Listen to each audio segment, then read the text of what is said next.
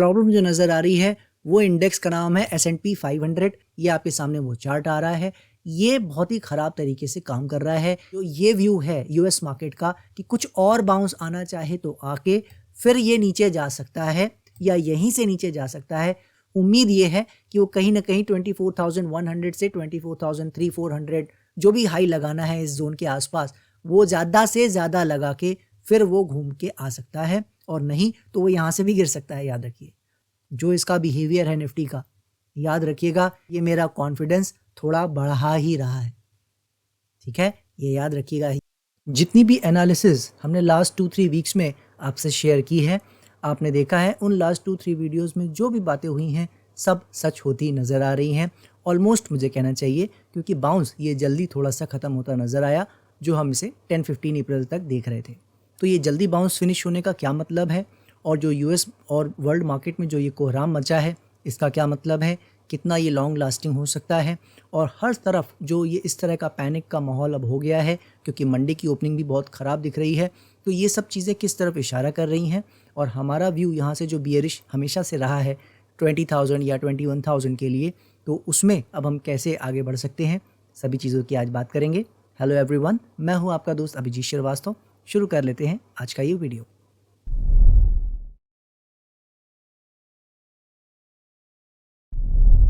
वैसे इस मुकाम पर सेक्टर्स के बारे में ज़्यादा बात करने का कोई फ़ायदा नहीं है। आप देख रहे हो हालत क्या है और हम क्यों दूर रहने की बात करते आ रहे हैं।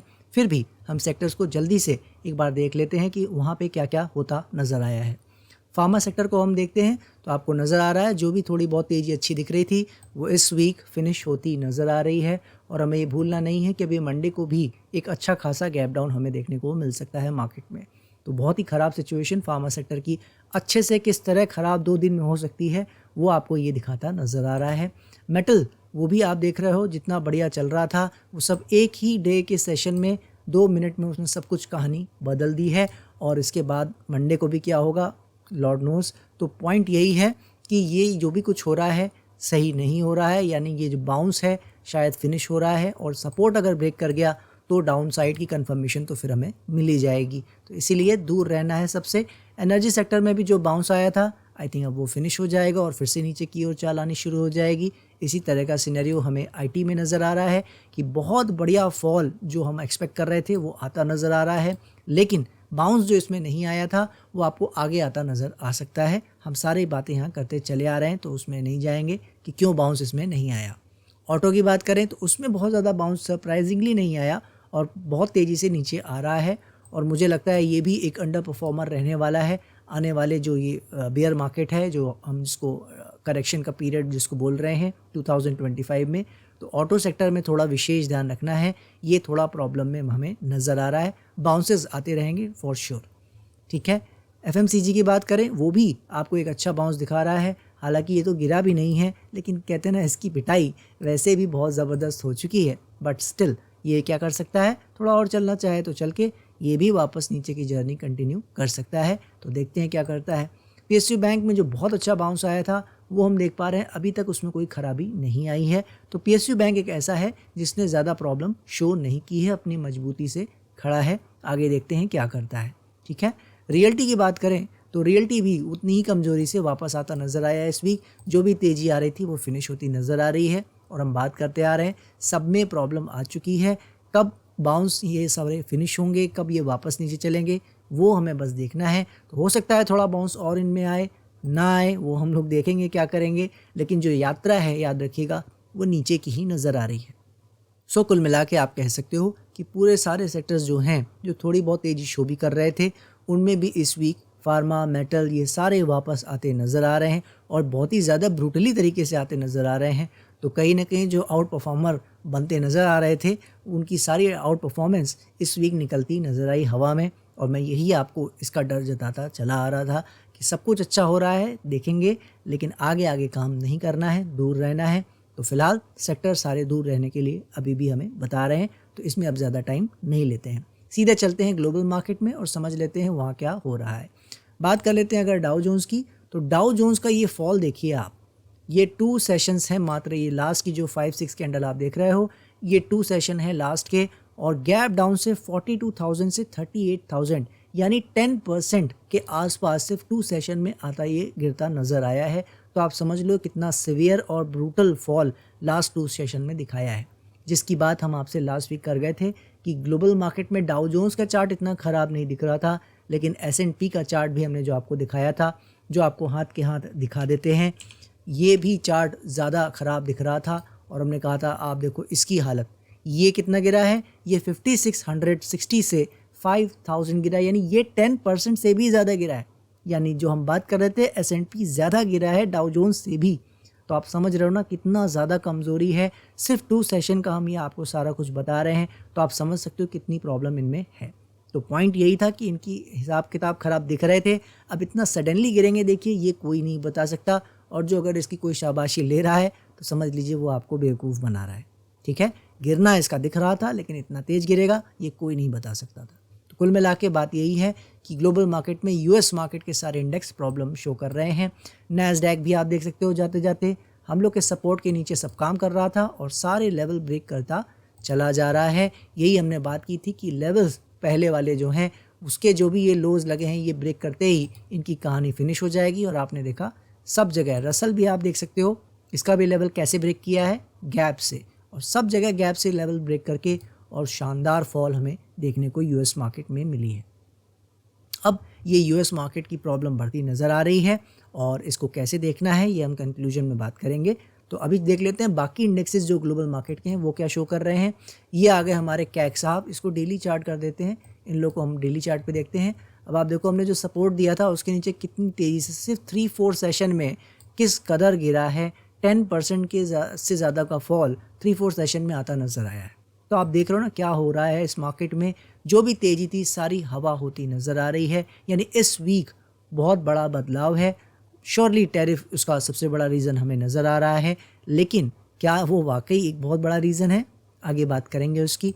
डैक्स आप देखो जो अभी तक सारी मजबूती दिखा रहा था, नहीं गिर रहा था, इस वीक उस पर भी असर आता नज़र आया है, हमारे लेवल को ब्रेक करता नज़र आ रहा है।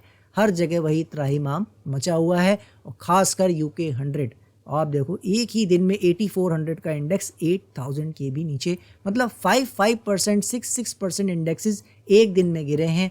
ब्राज़ील उतना नहीं गिरा है, सॉरी निकाई उतना नहीं गिरा है, लेकिन फिर भी इसमें फॉल पहले से ही चल रहा है, आप जैसा देख रहे हो।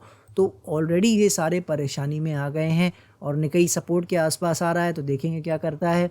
ब्राज़ील आप देखो किस तरह से गिरा है, ये सबसे कम फॉल आया है इसमें, लेकिन जैसा हमने बात की थी इसको समय यहाँ बिताना है, थोड़ा नीचे आना चाहे नीचे भी आ सकता है।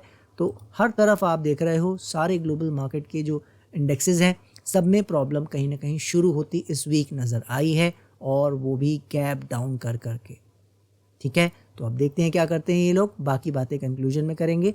डॉलर इंडेक्स चलते चलते देख लें तो इस वीक आपने देखा और नीचे गिरता हुआ नज़र आया है। जैसा हमने आपको बताया था कि करेंसी से जो लोग इस तरह से डील करते हैं कि करेंसी अगर बढ़ती है तो स्टॉक मार्केट गिरता है, और करेंसी अगर गिरती है तो स्टॉक मार्केट आपका बढ़ता है, तो उनको मैंने आपको अभी कुछ हफ्ते पहले ही दिखाया था USD INR पे कि हम आपको बहुत जल्दी कभी ना कभी दिखाएंगे कि करेंसी भी गिरेगा और मार्केट भी गिरेगी, और एक दिन ऐसा भी दिखाएंगे कि करेंसी भी बढ़ेगा और मार्केट भी बढ़ेगी। ये वो समय है, आप देख लीजिए करेंसी भी गिरा हुआ है और मार्केट भी गिर रही है, ना सिर्फ US की बल्कि ग्लोबली। ठीक है, तो इसीलिए ज़्यादा इस तरह की जो कोरिलेशन है ये हमें नहीं करनी चाहिए। मुझे जो एविडेंस दिखता है वो मैं आपको सिर्फ दिखाने की कोशिश करता हूँ, बाकी सबका अपना अपना तरीका है। चलते चलते बॉन्ड यील्ड भी देख लेते हैं। बॉन्ड यील्ड भी गिरा हुआ है, ये भी पॉजिटिव होना चाहिए मार्केट के लिए, मगर वो भी आप देख रहे हो उल्टा पड़ रहा है। तो कहीं बड़े अच्छे जो फंडामेंटल एनालिस्ट हैं उनके पास रीजनिंग्स ज़रूर होंगी किसी न किसी तरह की कि ऐसा क्यों हो रहा है, ये कॉम्बिनेशन अब काम क्यों नहीं कर रहा है, जो ये रिवर्स कोरिलेशन होता है मार्केट से। तो वही मैं आपको समझा रहा हूँ कि वो रीजनिंग सब दे सकते हैं, लेकिन पहले क्या ख़राब दिख रहा है वो चार्ट आपको बता सकता है, प्राइस का बिहेवियर, मार्केट की साइकोलॉजी आपको बता सकती है। और इस चैनल ने लकीली सही समय पे आपको लास्ट वीक ही चेता दिया था कि मामला ठीक नज़र नहीं आ रहा है, और इस वीक जो हाल हुआ है वो मुझे आपको बताने की ज़रूरत नहीं है। तो मंडे से भी क्या होगा वो हम देखेंगे। कुल मिला के ग्लोबल मार्केट बहुत बड़ी प्रॉब्लम में नज़र आ रहा है, आगे क्या होगा वो अब आने वाला वक्त बताएगा। फ़िलहाल प्रॉब्लम में सब जगह मार्केट आ चुकी है, चल के सीधे और इंडेक्स देख लेते हैं, यहाँ और समय देने का कोई फ़ायदा नहीं है। ये रहा आपका क्रूड ऑयल जो इस वीक का अटेंशन है। क्रूड ऑयल बढ़ने से प्रॉब्लम आती है, यहाँ क्रूड ऑयल भी गिर रहा है और मार्केट भी गिर रहा है। अगेन एक और रिलेशन जो ख़राब होता नज़र आ रहा है। ठीक है, तो मैं उसका एक्सपर्ट नहीं हूँ कि क्या रिलेशंस होने चाहिए और क्या है, लेकिन आपको नज़र आ रहा है सब कुछ उल्टा पुल्टा इस वक्त हो रहा है, सब कुछ साथ गिर रहे हैं। तो हर जगह वही प्रॉब्लम नज़र आ रही है। किसी ने मुझसे गोल्ड के बारे में पूछा था, मैं आपको गोल्ड भी आज एक बार दिखा देता हूँ। गोल्ड भी इस वीक जो है गिरता नज़र आया है ऊपर से, और जिस तरह की चाल इसने ली है हमने पहले भी बात की है। मैं छोटे चार्ट पे आपको दिखा देता हूँ।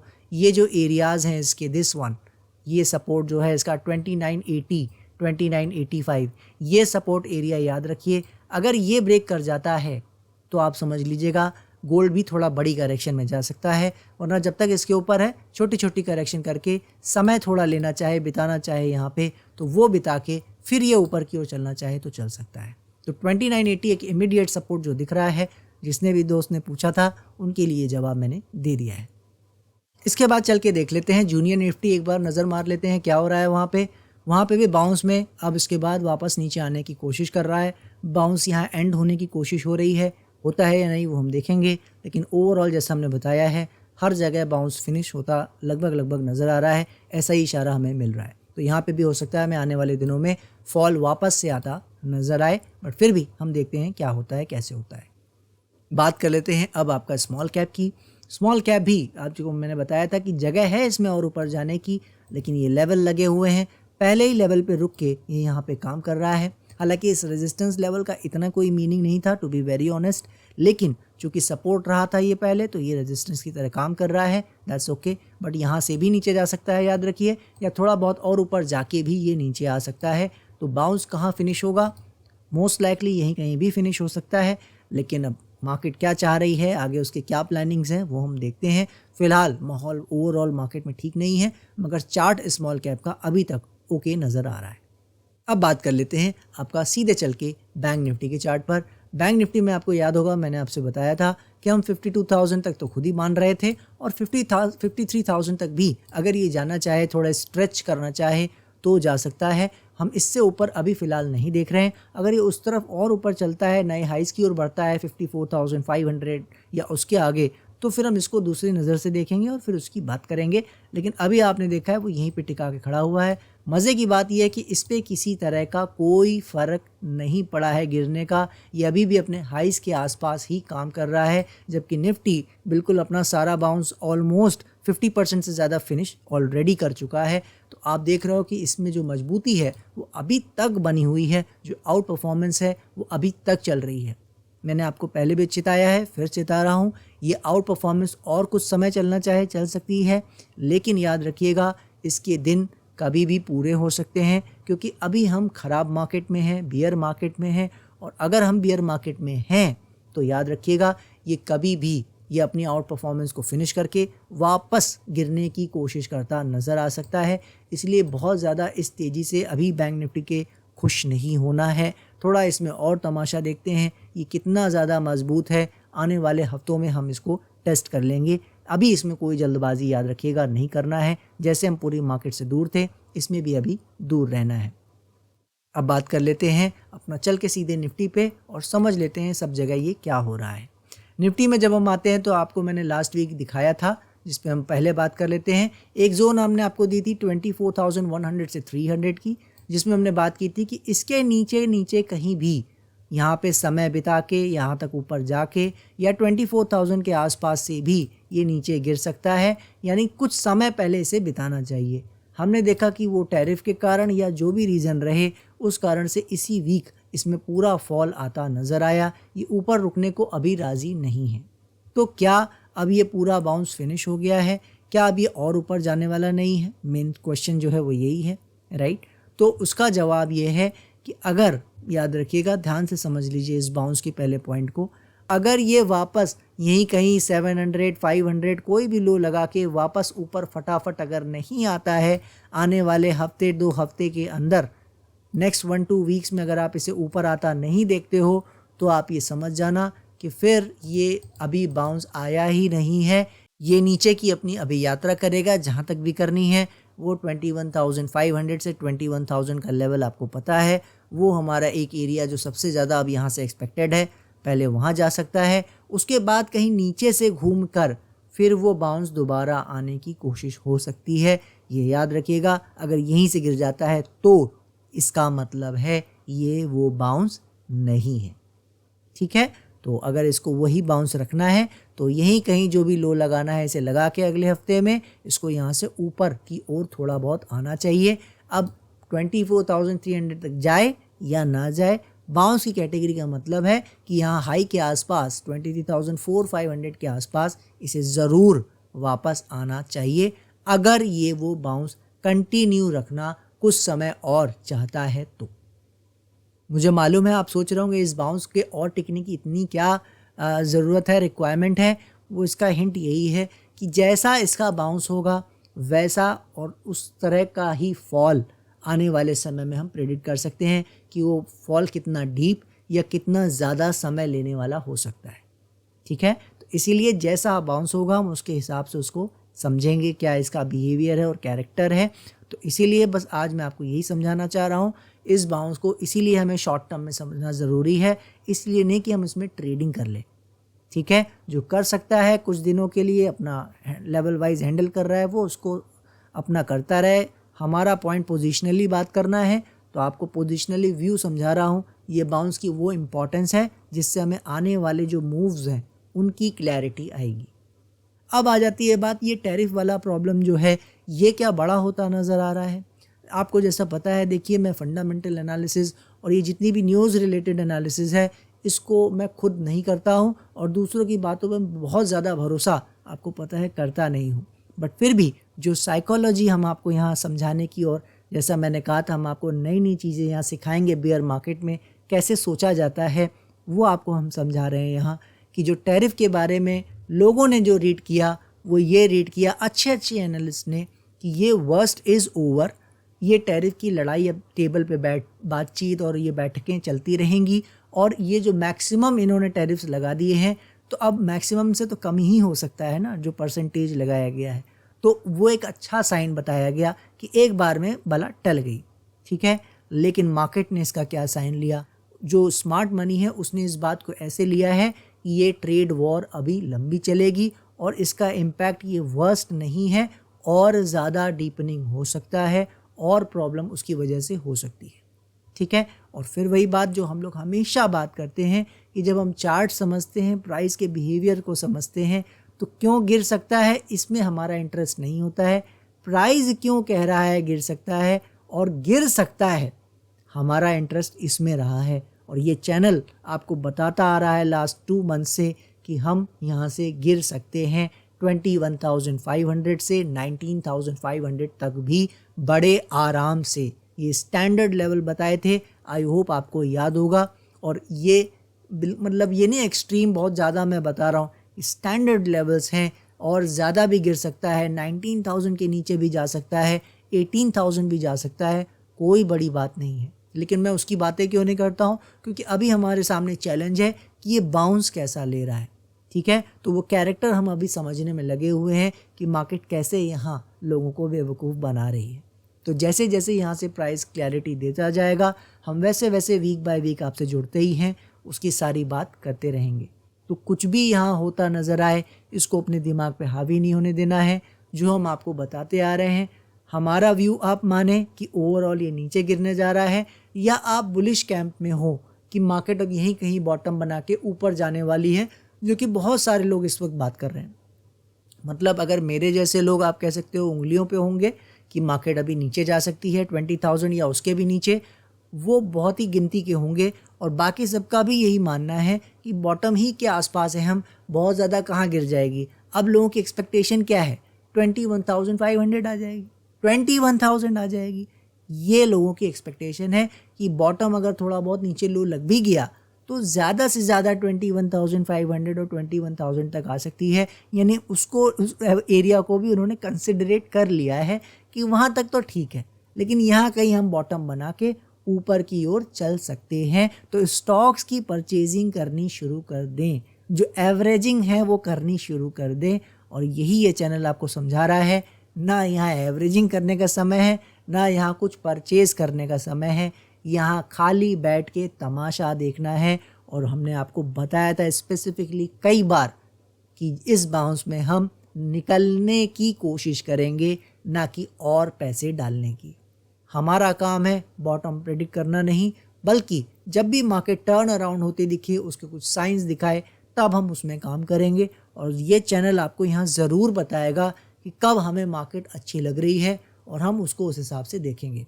अभी 2025 पूरा परेशानी में नज़र आ रहा है, तो अब वो पूरा परेशानी में रहेगा कि आधा परेशानी में रहेगा कि 2025 के बाद भी परेशानी में रहेगा, ये मार्केट को तय करने दें।